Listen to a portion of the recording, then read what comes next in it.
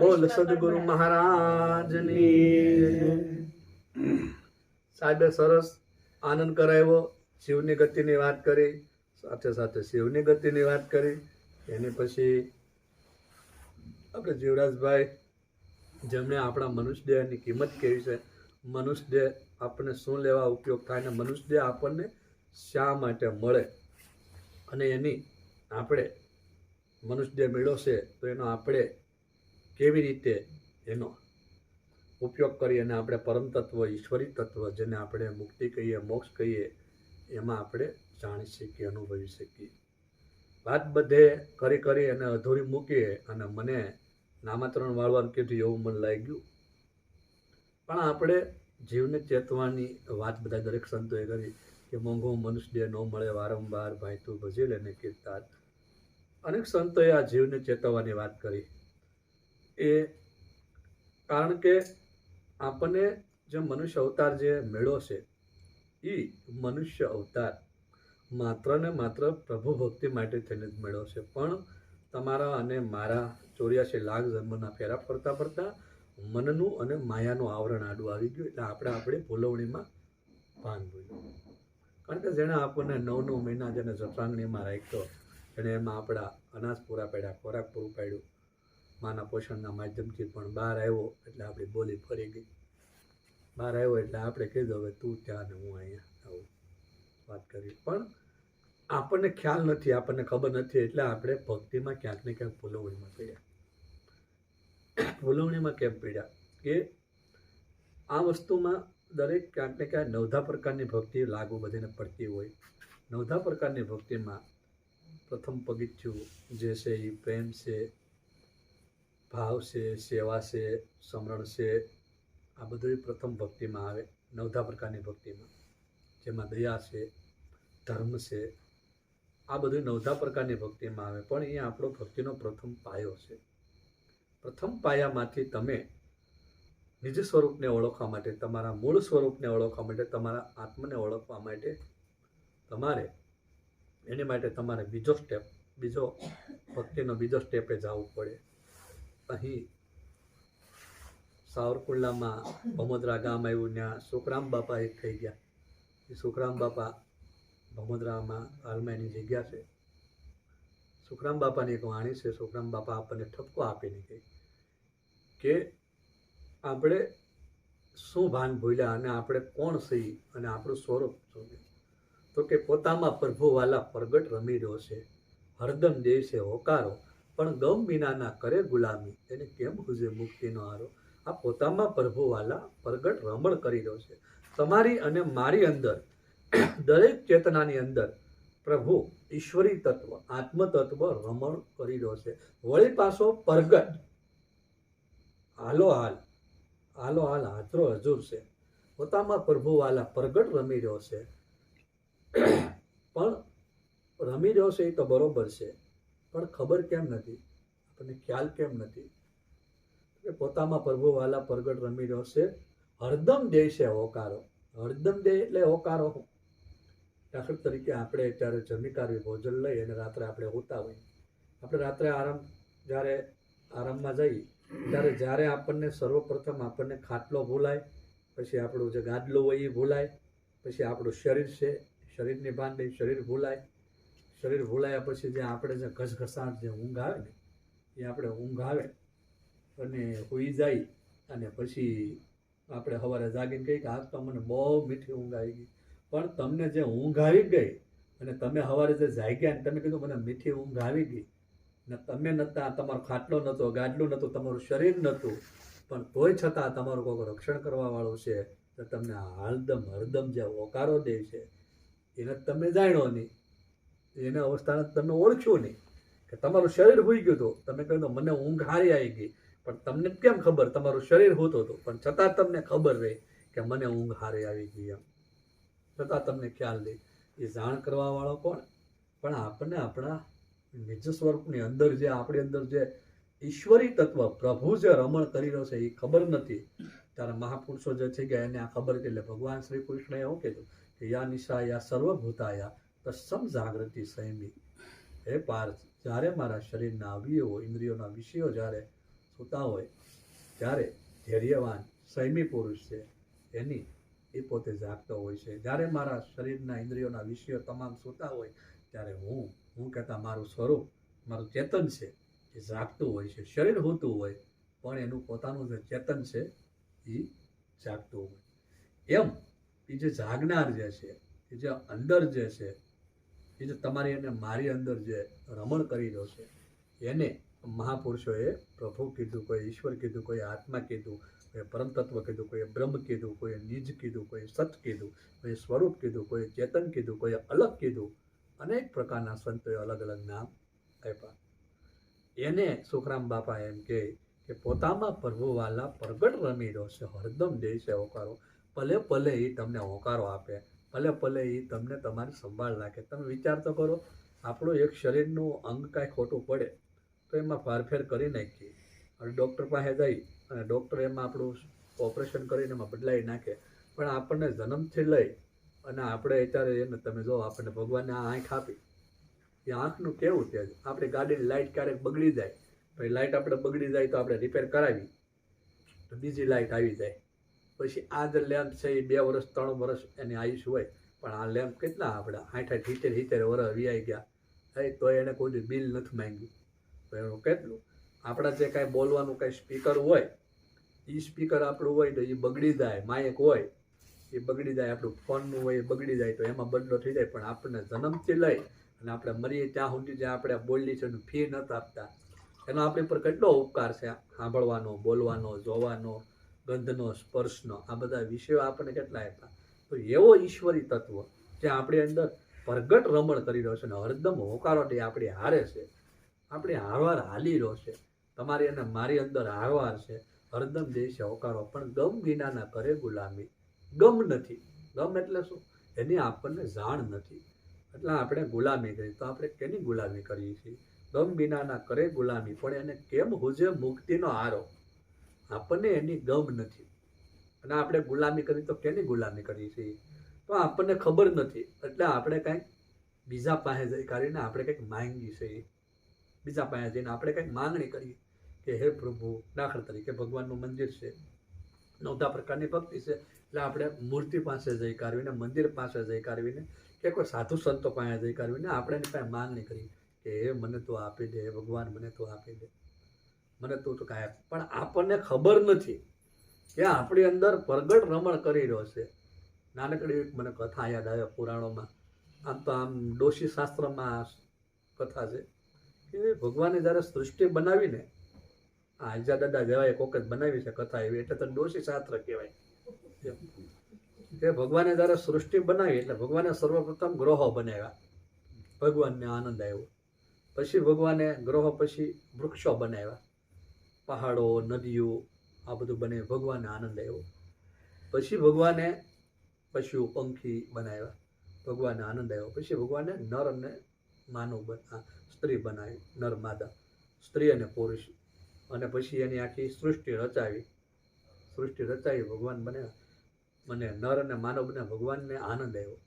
ભગવાનને એમ છે આ બધું બનાવ્યું તો ખરા, પણ મનુષ્ય એટલો બધો બુદ્ધિશાળી છે ને કે આ મને ગમે ત્યારે ગોતી લેશે એમ. એટલે કે મારે આનો હું સર્જનહાર છું, હું આનો ઘડનાર છું. આ નૃત્ય સુરતે નિરખો આના ઘડનાર અને પરખો, આ કોણે બનાવ્યો પવન ચરખો? તો હું આને ઘડનારો છું, એટલે આ ગમે ત્યારે મને ગોતી લેશે. તો શક્તિમાએ એને એમ કીધું કે તમે કામ કરો ભગવાન, કે તમે જને કે હિમાલય ગુફા બેસો. કે નહીં, એ ગમે ત્યારે એ કે હાલતો હાલતો હિમાલયમાં આવીને મને ગોતી લેશે. તો કે કે કામ કરો કે તો તમે આ ગ્રહ મૂકીને પૃથ્વી ઉપર એને જન્મ આપો છો, તમે બીજા ગ્રહમાં જાઓ. તો કે બીજા ગ્રહમાં નહીં, કે ભવિષ્યમાં એ વૈજ્ઞાનિક થઈ કાઢવી અને ક્યારેક પાછો એ આવી કાઢવીને બીજા ગ્રહમાં આવી જાય, એને ખબર હતી. તો કે તમે કામ કરો, એ કે દૂર કંઈક જંગલોમાં છે ને એ કે ગુફામાં બિયા દો. એ કે નહીં, ગુફામાં કોક કે સંન્યાસી બનીને સાધુ બનીને મને ગોતી લે. તો કે એમ કરતા કરતા પછી એમાં એક વૃદ્ધ દેવ હતા ને, એના કાકા દાદાના ભાઈઓ છે ભગવાનના, એને સજેશન આપ્યું કે કામ કરો. એ કે કેમ? તો કોકે મંદિરનું કીધું, કોઈક તીર્થનું કીધું, કોકે ગુફાનું કીધું, કોકે પહાડનું કીધું, અનેક સજેશન આપ્યા. તો એ વૃદ્ધદેવે કે તમે એક કામ કરો, એ કે તમે મનુષ્ય છે ને એના હૃદયમાં એ કે વિયા જાઓ, એના શરીરમાં. એના શરીરમાં વ્યા જાવ ને એટલે ઈ એનામાં નહીં ગોતે પણ બીજે બાર બધે ગોતશે. પણ તેદુના ઈ ભગવાન આપણામાં આવી ગયા અને તેદુના આ ધંધે એવા લાગ્યા ને બાર બધે કથા હાસી હોય ખોટી હોય પણ બહુ સરસ બનાવે છે. તમને અને મને અમને તેદુનો ભગવાનને ગોતવા માટે આપણે બધા બહાર જઈએ છીએ, બહાર ગોતીએ છીએ કે અહીં ગંગા, અહીં જમુના, અહીં મથુરા ને કાશી, પણ કોઈ પૂરા મળે તો પદ ઓળખાવી દે આ આતમના અભ્યાસી. તમે જાગો કુંવર અવિનાશી, આ તમારી કાયા બની છે કાચી. તમે અવિનાશી છો, તમે કુંવર છો, તમે જાગો કુંવર અવિનાશી, આ કાયા બની છે કાચી. અહીં ગંગા, અહીં જમુના, તમારી અંદર ગંગા, જમના, સરસ્વતી ત્રણે અહીંયા તમારી અંદર છે. પણ જો કોઈ પૂરા મળે ને તો એ તમને પદ ઓળખાવી દે. અહીં ગંગા, અહીં જમુના, અહીં મથુરા ને કાશી, પણ કોઈ પૂરા મળે તો પદ ઓળખાવી દે. એ તમે આતમના અભ્યાસી, તમે જાગો કુંવર અવિનાશી, આ કાયા બની છે કાશી. પણ આપણને એની ગમ નથી, આપણને ગમ નથી એટલે આપણે ક્યાંક ઈશ્વરી તત્વને ગોતવા માટે આપણે કંઈક બહાર જઈએ છીએ. આપણે ભગવાનને બધા હમણાં સાહેબે જે વાત કરી હતી થોડાક સમય પહેલા કે આપણે ભગવાનને જે માનતા જે માનીએ છીએ એ આપણે આપણા ભૌતિક સુખ માટે માનીએ. હે ભગવાન, મારું શરીર સારું થઈ જાય, મને નોકરી મળી જાય, મારા લગ્ન થઈ જાય, કે મારે કંઈક ગરીબાઈ મટી જાય. આપણે બધા આ જે ભગવાનને જે માનતા માનીએ ને એ આપણું શરીર સુખ માટે, આપણી પોતાનું જે કાંઈ વૈભવ વિલાસ છે, સુખ સંપત્તિ ટૂંકમાં માંગીએ. સુખ સંપત્તિ માટે તેને આપણે ભગવાનને, આપણે કાંઈ મુક્તિના મોક્ષ માટે કાંઈ કાર્ય કરતા નથી.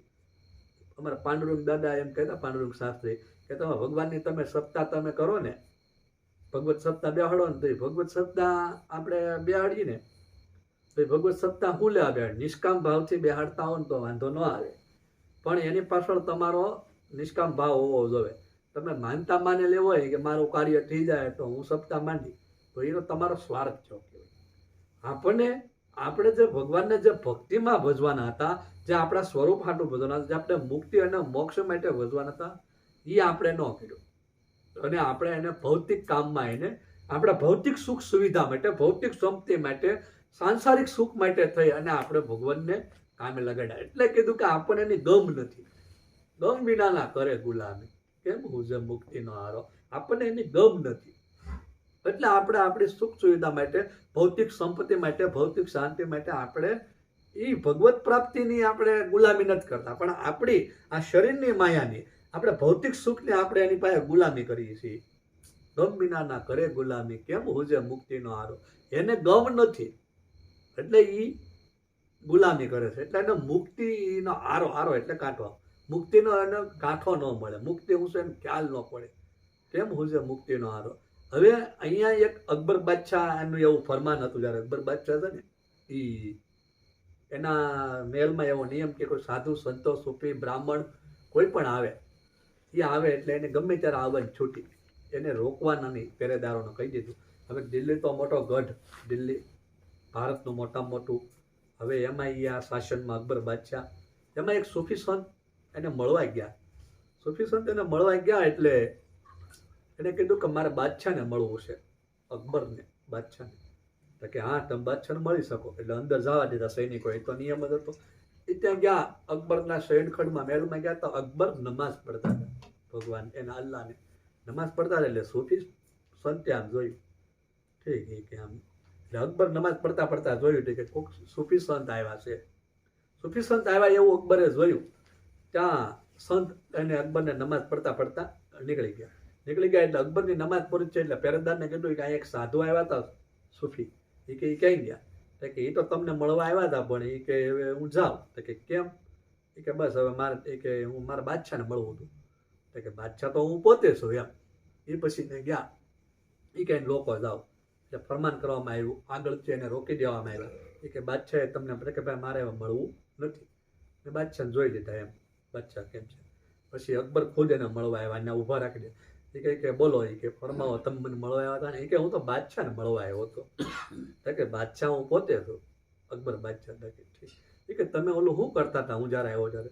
કે હું નમાઝ પડતા. કોને? કે ખુદાને એમ. કે તમારી ઉપર એક કોક છે એમ ને? કે હા. મારો માલિક ખુદા એમ.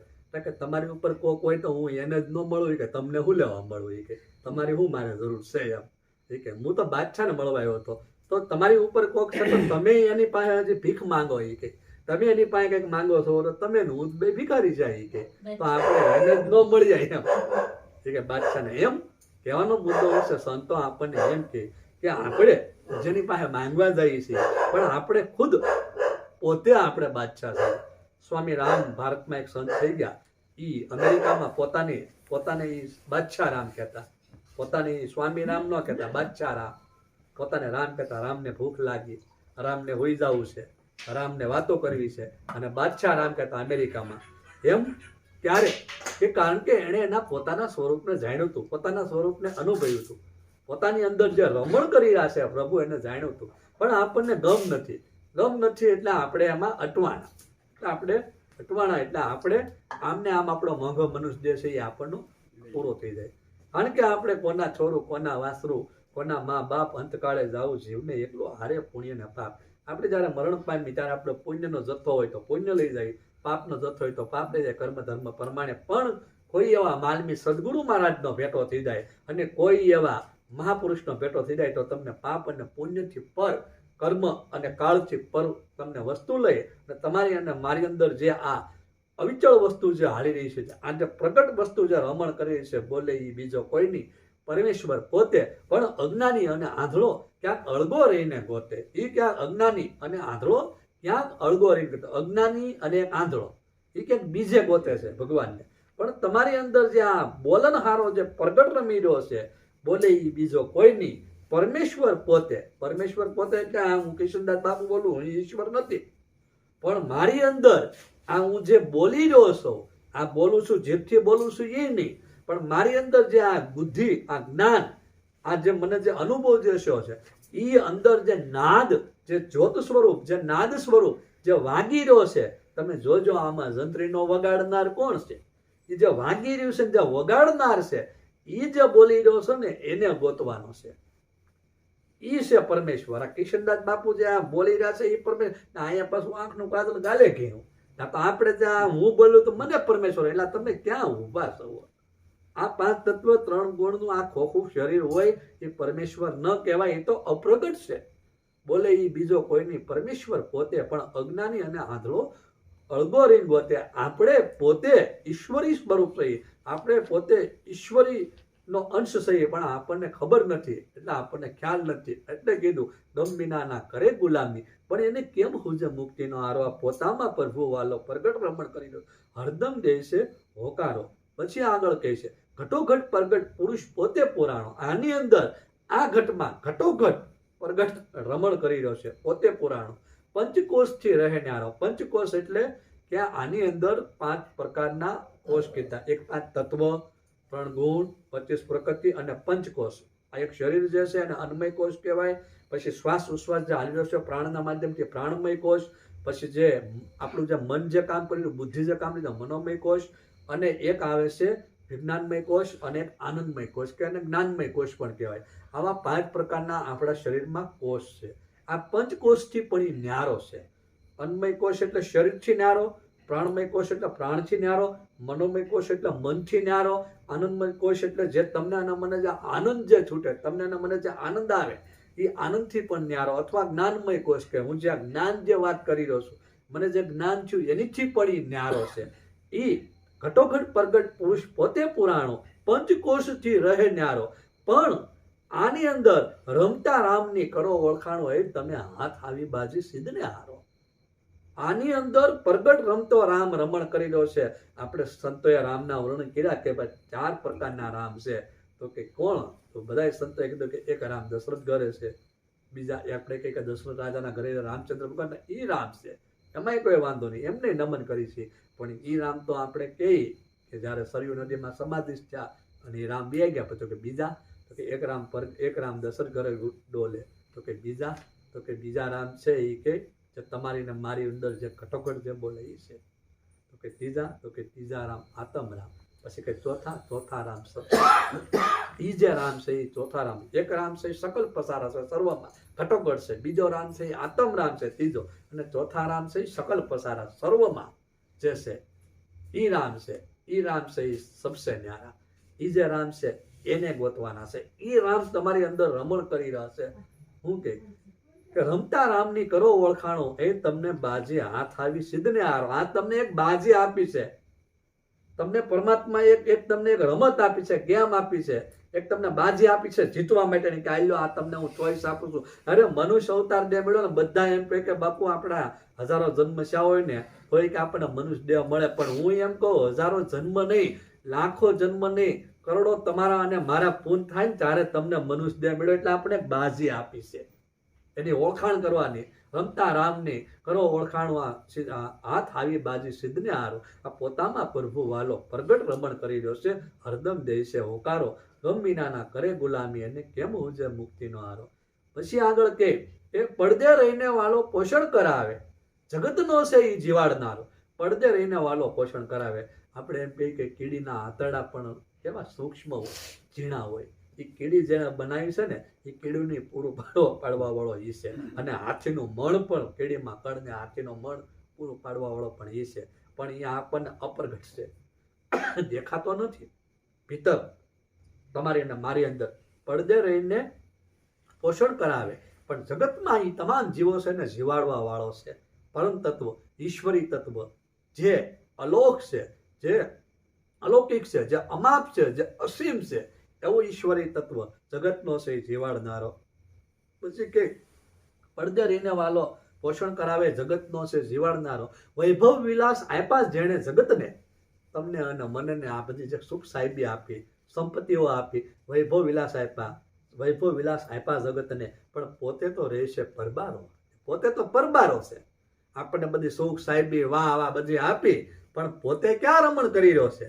પોતે તો પરબારો છે. એને કોઈ ફાળ્યો, કોઈ દીઠ્યો? કેમ ન દીઠે? મહાપુરુષો સંતોએ એને જોયો છે, એને અનુભવ્યો છે.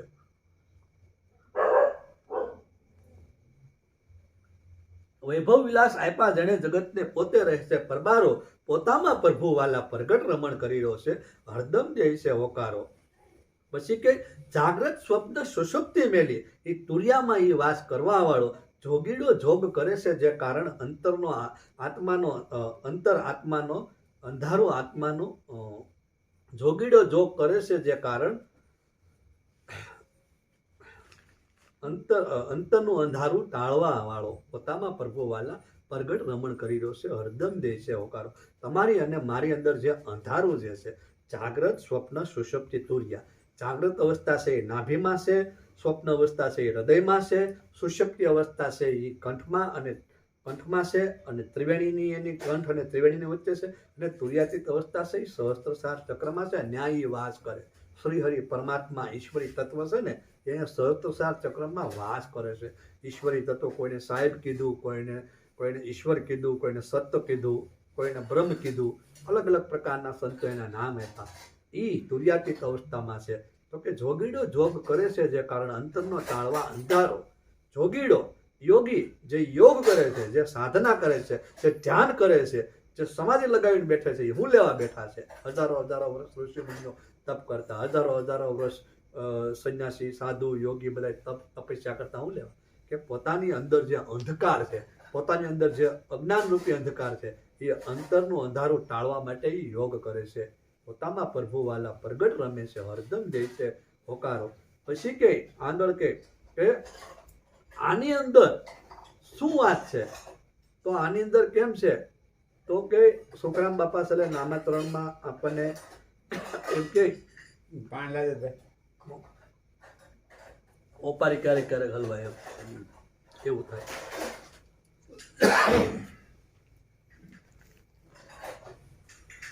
બોલતા પુરુષની બેહદ વાતું, પરખે કોઈ પરખનહારો. એ જે બોલી રહ્યો છે અંદર, એની વાત હદમાં નથી, બેહદમાં છે. બોલતા પુરુષની બેહદ વાતું, પરખે કોઈ પરખનહારો. સુખરામ કહે જો અસ્થિર મહેલમાં, આ બોલે છે એ 52 બારો. આની અંદર જે બોલવા વાળો પુરુષ છે, સાહેબ કબીરે બહુ સરસ વાત કરી બોલવા બાબતમાં, કે સંત કરો વિચાર, જ્ઞાની કરો વિચાર, તારો આમાં બોલનહારો ક્યાં હશે? તારો આમાં જે બોલવા વાળો છે, આની અંદર જે બોલવા વાળો છે, એ ક્યાં વસે છે? એ બોલતા પુરુષની, એ તત્વ, એ પુરુષ જો રમણ કરી રહ્યો છે. પુરુષ એટલે આપણે નહીં, આપણી અંદર જે ઈશ્વરી તત્વ રૂપી પુરુષ છે ને, જે એ પુરુષ, જેને સંતોએ જેને વિદેહી પુરુષ કીધો, જેને સંતોએ જેને એ પુરુષને, એનો કોઈ દેહ નથી છતાં એને પુરુષ કીધો. કે એ જે પુરુષ જે રમણ કરી રહ્યો છે એ પુરુષને બોલતા પુરુષની બેહદ વાતો, એની વાતો સીમિત ન હોય, એની વાતો હદમાં ન હોય, બેહદમાં હોય, એની વાતો અમર્યાદિત હોય, એનો અનુભવ અમર્યાદિત, એનું જ્ઞાન અમર્યાદિત હોય. એમ ગગન મંડળની ગોખમાં નર સૂતો નિરાધાર, ત્રણ પુરુષ એની સેવા કરે રામ કબીર રણુકાર. ગગન મંડળની ગોખમાં એ નર સૂતો નિરાધાર એ પુરુષ, એ વિદેહી પુરુષ છે.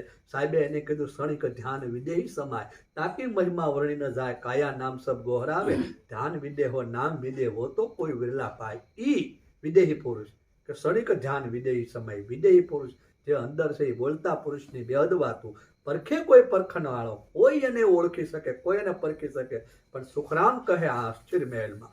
અસ્થિર મહેલ એટલા માટે કીધું કે આ સ્થિર નથી, આ શરીર છે ને એ સ્થિર નથી, ગમે ત્યારે એકવાર આ શરીર નાશ થઈ જવાનું છે. અસ્થિર મહેલ, અને અસ્થિરનો બીજો અર્થ એમ થાય કે અસ્થિર એટલે હાડકાનો મહેલ છે. તમારી અને મારી અંદર જે આ જે કંઈ ખોખું જે બન્યું ને એ હાડકાથી છે. સુખરામ કહે અસ્થિર મહેલમાં. એ બોલે છે 52 બારો, એ જે બોલી રહ્યો છે એ 52 બારો બોલી રહ્યો છે. બોલે 52 બારો એટલે શું કે 52 અક્ષર જે તમારી અંદર જે છે ને, શબ્દ આ જે રમણ કરી રહ્યા છે, કક્કો અને સ્વર ને વ્યંજન ને જે છે ને, ઓમ અને સ્વરે મળી 52 થાય ને, એ 52 બારો. અને એક 52 તમારી અંદર જે 5 તત્વ, 3 ગુણ, 25 પ્રકૃતિ એમ મળી કાઢીને 52 તત્વ જે થાય છે, એની પણ આ 52 બારો છે. એ બોલે છે એ 52 બારો, પોતામાં પ્રભુ વાલા પ્રગટ રમી રહ્યો છે, હરદમ દે છે હોકારો. એટલે તમારી અને મારી અંદર જે પ્રગટ જે પ્રભુ રમણ કરી રહ્યો છે, એવા કોઈક મહાપુરુષ, એવા સત્પુરુષ હોય એના ચરણે જઈ અને આની ગતિવિધિ જાણી કે આ કેમ છે, શું છે, એવી રીતે જાણી કાઢવી. ઝુક્તિ અને મુક્તિ શું છે, નિર્વાણ પદ શું છે, એ જાણી અને માણી કાઢવી, અને સતત એના નિરંતર એના ધ્યાનમાં, નિરંતર એના સ્મરણમાં, નિરંતર એની યાદીમાં રહી અને આપણો આ જે જન્મારો જે તમને ને મને જે મળ્યો છે એ જન્મારો આપણો સફળ થવો જોઈએ, એવો મહાપુરુષ તમને ને મને ચિંતવન કરે. બોલ સદગુરુ મહારાજ.